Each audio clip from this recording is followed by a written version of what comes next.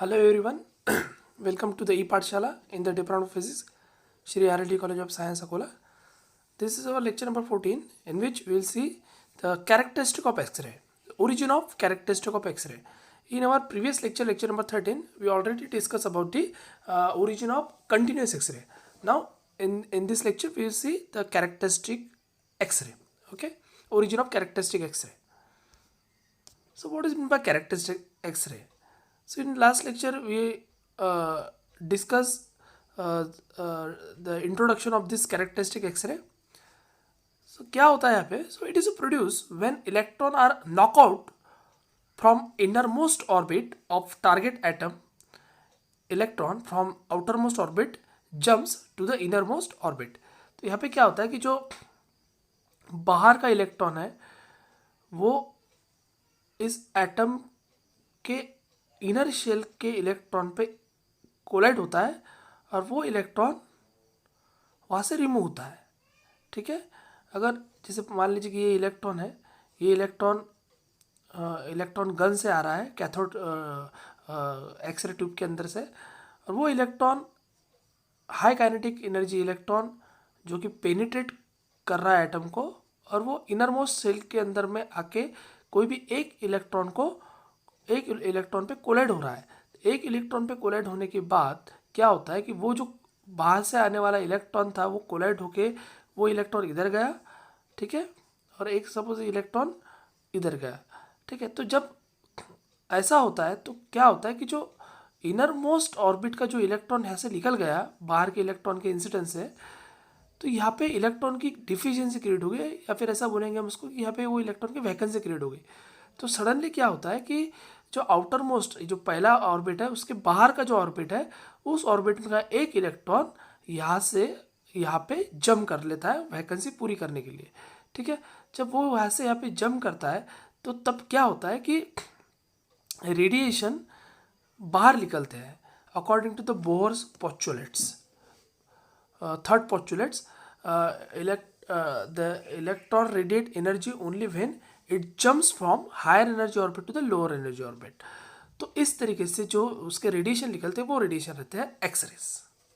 ठीक है, कंटिन्यूस में क्या होता था कि कंटिन्यूस एक्सरे में जो बाहर से आने वाला इलेक्ट्रॉन न्यूक्लियस के फोर्स की वजह से उसका पाथ डाइवर्ट हो जाता था और वहाँ से वो पास हो जाता था without collision on any electron in the atom. और उसके अट्रैक्टिव फोर्स की वजह से क्या होता था, वो डाइवर्ट होने की वजह से जो रेडिएशन बाहर निकलते थे उसको कंटिन्यूस एक्सरे बोलते थे. तो यहाँ पे कैरेक्टरिस्टिक एक्सरे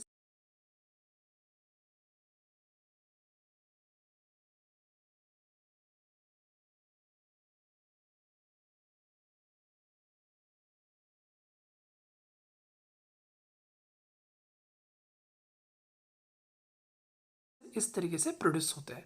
ठीक है, तो देखिए यहाँ पे जैसे अगर इनर शेल का एक इलेक्ट्रॉन की डिफिशियंसी क्रिएट हो गई तो क्या होगा कि अगर सपोज आउटर मोस्ट ऑर्बिट का एक इलेक्ट्रॉन इस पर जम करता है तो के जो रेडिएशन बाहर निकलेंगे उसको के अल्फा की लाइन बोलेंगे. ठीक है, अगर उसके बाहर का ऑर्बिट का इलेक्ट्रॉन जम करता है तो के बीटा, उसके बाहर का ऑर्बिट का जम करता है तो K gamma, and in that way K delta. जब के ऑर्बिट पे जम करेंगे तो अगर के ऑर्बिट का इलेक्ट्रॉन नॉकआउट हुआ तो ठीक है, अगर एल ऑर्बिट का इलेक्ट्रॉन नॉकआउट होता है तो उसी की तरह L alpha L beta L gamma, और एम ऑर्बिट का इलेक्ट्रॉन नॉकआउट होता है तो जो आउटर मोस्ट ऑर्बिट का इलेक्ट्रॉन है वो यहाँ पे जम करता है तो रेडिएशन मिलता है एम अल्फा एम बीटा.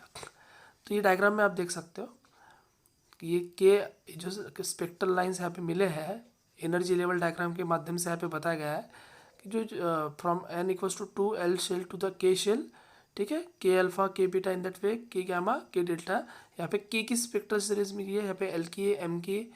तो ऐसे जैसा हमने बोर एटॉमिक मॉडल में हाइड्रोजन एटम के बारे में देखा था उसी तरीके से यहाँ पे होता है.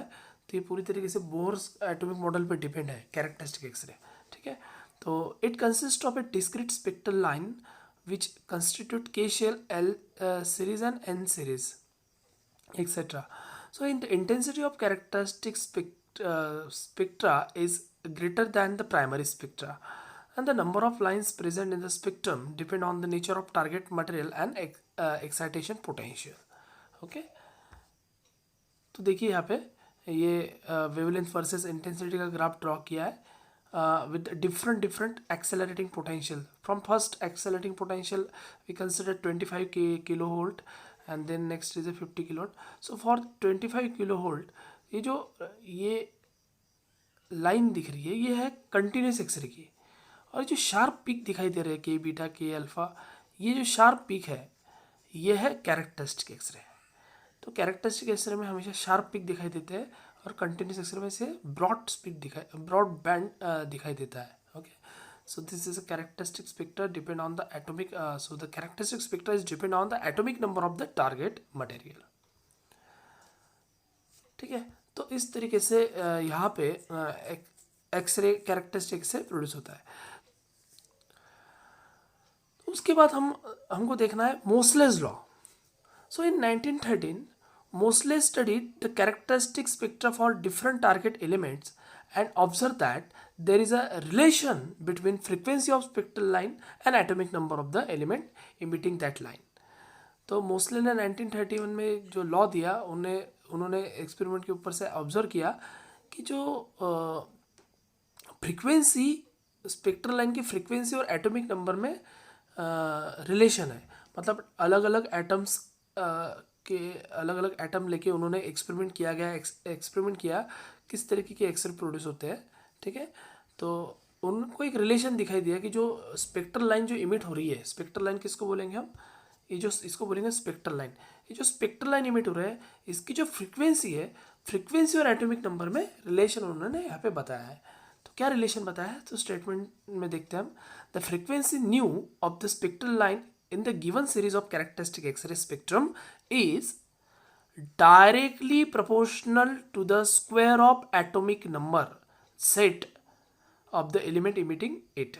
मतलब जो फ्रीक्वेंसी है, जो फ्रीक्वेंसी ऑफ इमिटिंग जो है, ये फ्रीक्वेंसी ऑफ रेडिएशन, वो फ्रीक्वेंसी स्पेक्ट्रल लाइन की फ्रीक्वेंसी डायरेक्टली प्रोपोर्शनल है एटॉमिक नंबर के स्क्वायर ऑफ एटॉमिक नंबर। मतलब इसका मतलब क्या होगा कि जैसे जैसे एटॉमिक नंबर बढ़ेगा वैसे वैसे स्पेक्ट्रल लाइन की फ्रीक्वेंसी भी बढ़ेंगी, क्योंकि वी नो द जितने ज़्यादा एटॉमिक नंबर का एलिमेंट रहेगा उतने ज़्यादा उस पर इलेक्ट्रॉन रहेंगे, जितने ज़्यादा इलेक्ट्रॉन रहेंगे उतना आउटर मोस्ट ऑर्बिट से वो इलेक्ट्रॉन इनर ऑर्बिट में जम करेंगे, और जितना एनर्जी डिफरेंस ज़्यादा रहेगा वहाँ पे उतनी ज़्यादा फ्रीक्वेंसी के रेडिएशन वहाँ से बाहर निकलेंगे।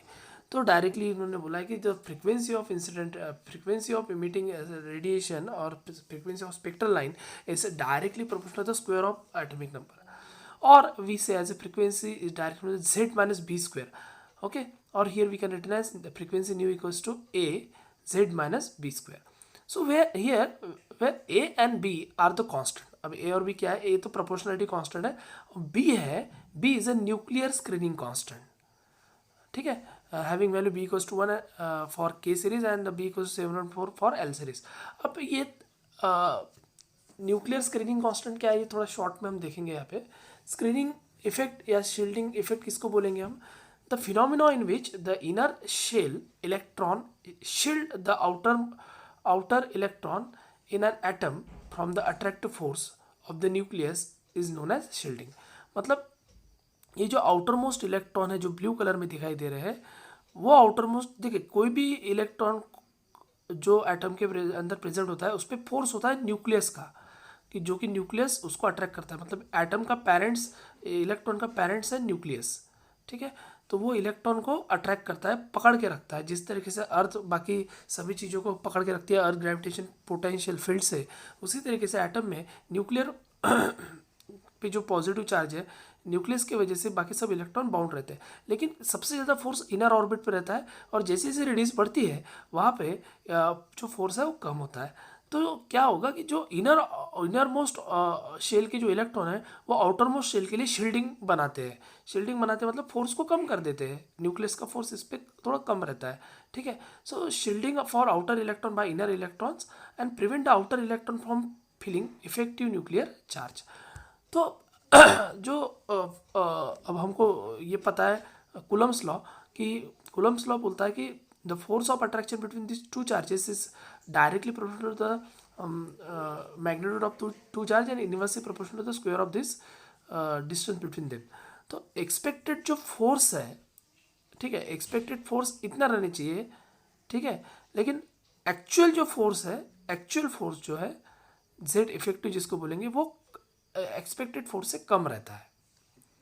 मतलब Z effective is always less than Z, ठीक है, तो कम रहता है, इसी के वजह से एक कांस्टेंट फैक्टर उसमें से माइनस किया गया। मतलब जो जेड इफेक्टिव, जो प्रैक्टिकली जेड इफेक्टिव है, वो स्क्रीनिंग इफेक्ट की वजह से वहाँ पे कम हो जाता है एक्सपेक्टेड वैल्यू से। इसलिए यहाँ पे Z effect is less than Z रहने के कारण जेड इफेक्टिव की वैल्यू जेड माइनस सिग्मा, कोई तो भी पर्टिकुलर कांस्टेंट लिया गया, उसमें उसको माइनस किया और इसकी इक्विवेलेंट होने के लिए, इसलिए वहाँ पे स्क्रीनिंग कांस्टेंट आया है, उसको कुछ इसमें डिनोट किया गया है बी से, या कुछ इसमें सिग्मा से भी इसको डिनोट करते हैं। तो B and sigma is both are all the screening constant. For K shell के लिए वो 1 होता है और एल शेल के लिए 7.4 होता है, और जब जैसे जैसे हम बढ़ते जाएंगे आगे, रेडियस बढ़ते जाएंगे, वैसे वैसे स्क्रीनिंग कांस्टेंट बढ़ता है। तो ये तो हो गया स्क्रीनिंग कांस्टेंट के बारे में। तो जो बेसिक है मोसले लॉ का जो रिलेशन देखा गया है, जो एक्सरे जो कैरेक्टरिस्टिक एक्सरे की जो रेडिएशन है, स्पेक्ट्रल लाइन है, स्पेक्ट्रल लाइन के फ्रीक्वेंसी का रिलेशन एटॉमिक नंबर के साथ में देखा गया है, ठीक है। तो उसका एक्सप्लेनेशन यहाँ पे दिया है। सो सी हियर, उसका एक्सप्लेनेशन कुछ इस तरीके से उन्होंने दिया है कि बोर एटॉमिक मॉडल के ऊपर से ये जो फ्रीक्वेंसी का फार्मूला है, ठीक है, एनर्जी या 1/λ रेडबर्ग कांस्टेंट जो बताया यहाँ पे, देखिए Moseley's law can be explain by using the Bohr's theory of hydrogen atom. So according to this theory 1/λ, okay, 1/λ is equals to z square r 1 upon nf square minus 1 upon ni square. We know that here r is a Rydberg constant, ni is a quantum number for initial state, okay, initial state मतलब कि यहाँ पे n1 initial state, n2 is a final state, so ni nf, ni means this, nf means this, so ni 1 by nf square minus 1 by ni square, r is a Rydberg constant, z is a atomic number, lambda is a wavelength, okay. So here this equation is valid only for the hydrogen atom, which is a single electron system, okay. For many electron system, above equation is modified like that, 1 by lambda equals to z minus b whole square, ठीक है। Single electron के लिए उन्होंने, क्योंकि screening effect वहाँ नहीं है, तो सिंगल इलेक्ट्रॉन के लिए जेड स्क्वायर ही है, लेकिन जब हायर एटॉमिक नंबर की अगर बात करते हैं तो वहाँ पे जेड माइनस बी लिखना पड़ेगा, B is a screening constant, so Z minus B whole square R 1 by N F minus N F square minus 1 by N S square. So here frequency nu equals to Z minus B whole square are.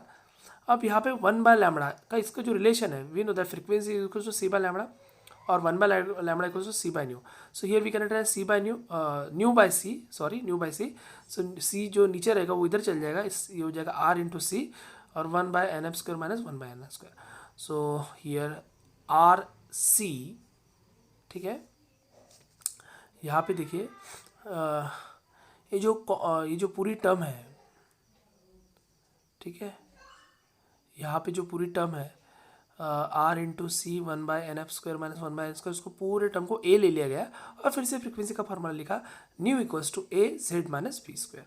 So this is a proof explanation by using the Bohr's theory, ठीक है। तो क्या relation है कि अगर इसको taking squaring on both side करते हो तो फ्रीक्वेंसी का स्क्वायर हो जाएगा, और ठीक है, टेकिंग स्क्वेयरिंग अगर करते हैं तो फ्रीक्वेंसी का स्क्वायर हो जाएगा यहाँ पे, और इधर ये एटॉमिक नंबर निकल जाएगा। तो डायरेक्ट कांस्टेंट छोड़ देते हैं, तो एटॉमिक नंबर और फ्रीक्वेंसी का जो रिलेशन निकाला है वो इस तरीके से कि जैसे जैसे फ्रीक्वेंसी ज़्यादा मिल रही है उसी तरीके से एटॉमिक नंबर बढ़ता है। मतलब एटॉमिक नंबर मतलब हायर एटॉमिक नंबर के एलिमेंट अगर लेते हैं हम तो यहाँ पे फ्रीक्वेंसी बढ़ती है। देखिए के अल्फा के beta directly proportional, okay. So if you plot a graph between the frequency of the spectral line and atomic number of the different element, then straight line is obtained.